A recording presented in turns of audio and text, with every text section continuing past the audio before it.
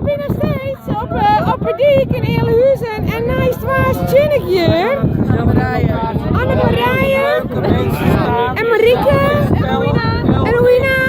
En hij heeft een mooie scootje met die hoor. En waar ben je favoriet? Wees het net op de hoort gewoon van staren. Ze is verstaren.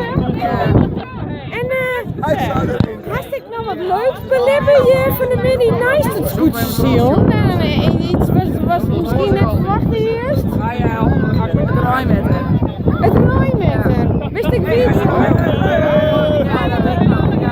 Maar best nou weer een beetje opdroegen door de wind. Ik ben nou weer mooi opdroegen. Oké, maar nou mag ik me even vertellen, want elke keer night scooters zien is er altijd wat feest in het dorp. Waar moet ik dan wezen? Die kant u. Ja, en waar moet ik dan heen? Maar die Njoggen. Nee, die Njoggen? Ja. En is dat een café? Ja. Ja, echt hier?